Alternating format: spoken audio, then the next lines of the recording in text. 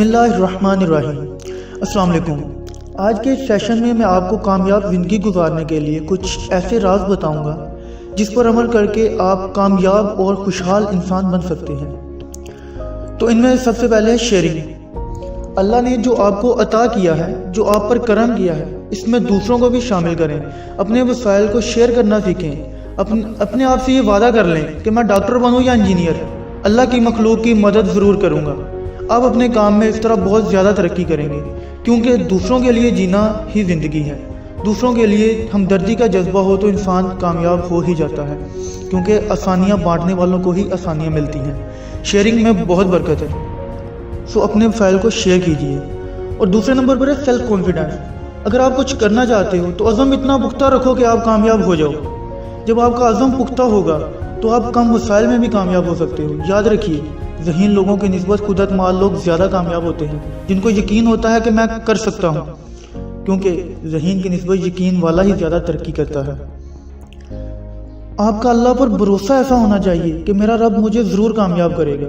جب آپ کا اللہ پر بھروسہ ہوگا تو کامیابی تو آپ کے قدم چومے گی، کوئی آپ کو کامیاب ہونے سے روک ہی نہیں سکتا۔ سو اللہ پر اپنا یقین مضبوط کریں، اللہ کے اوپر بھروسہ رکھیں کہ آپ کامیاب ہوں گے تو آپ کامیاب ہو جاؤ گے۔ تیسرے نمبر پر ہم یہ سوچ لیتے ہیں کہ لوگ کیا کہیں گے۔ کبھی کبھی ہم اچھا کام کرتے وقت بھی یہ سوچ رہے ہوتے ہیں کہ لوگ ہمیں کیا کہیں گے، لوگ کیسی باتیں کریں گے۔ اگر آپ ایسا سوچنے لگ جاؤ گے تو کبھی کامیاب نہیں ہو سکتے۔ جنہوں نے ہوائی جہاز بنایا، لوگوں نے تو انہیں بھی کہا تھا کہ آپ نہیں کر سکتے، ایک اسٹیل کو کیسے آپ ہوا میں اڑا سکتے ہو۔ لوگوں کی باتیں سن کر اچھے کام میں اپنا کانفیڈنس لوز نہ کریں، بلکہ اپنے مطابق زندگی جئیں تو کامیابی آپ کے قدم چومے گی۔ نمبر 4 پر ہے بزرگوں کی دعا لیجیے۔ جو لوگ کامیاب ہوتے ہیں ان کا آئی کیو اگر نہ بھی اچھا ہو تو ان کی کامیابی کا راز دیکھا جائے تو ان کے پیچھے بزرگوں کی دعائیں بہت ہوتی ہیں۔ والدین کی دعائیں ہی اصل کامیابی کا راز ہیں۔ کامیابی ذہانت سے اتنی زیادہ نہیں ملتی جتنی دعاؤں سے ملتی ہے۔ اگر بڑا انسان بننا چاہتے ہو نا تو جو آپ کے گھر میں بزرگ ہیں ان کا ادب کرو۔ یہ نہ کہو کہ ابا جی دعا کریں، اماں جی میرے لیے دعا کریں، بلکہ کام ایسے کریں، اپنے کام ایسے بنائیں کہ ان کے دل سے دعا نکلے۔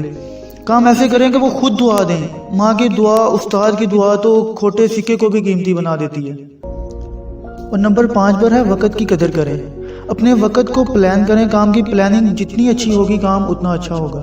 اگر آپ اپنا کام کرنا چاہ رہے ہیں اور ایک دوست آ کر کہہ دیتا ہے کہ آؤ کھیلنے چلیں، آؤ آؤٹنگ کے لیے چلیں، اور آپ ساتھ چل پڑتے ہیں تو یقین مانیے آپ غلط کر رہے ہیں۔ پہلے اپنے کام کو امپورٹنس دیں، اپنا وقت ضائع نہ کریں۔ اسے بولو کہ میں نے اپنا کام کرنا ہے۔ جتنی آپ وقت کی قدر کریں گے وقت آپ کو اتنا اچھا رزلٹ دے گا۔ اور لاسٹ پر ہے دوسروں کے لیے جئیں۔ عبدالستار ایدی نے ایک فیصلہ کیا تھا کہ زندگی دوسروں کے لیے گزارنی ہے۔ ماں 2 روپے دیتی تھی اور کہتی تھی بیٹا ایک کھا لینا اور ایک کسی غریب کو دے دینا، پھر بنا ایدی۔ اور جب یہ شخص فوت ہوا تو 19 توپوں کی سلامی کے ساتھ دفن ہوا۔ خدا بھی ان کو عزت دیتا ہے جو اپنی زندگی میں دوسروں کو بھی امپورٹنس دیتے ہیں، جو اپنی زندگی میں دوسروں کے لیے جیتے ہیں۔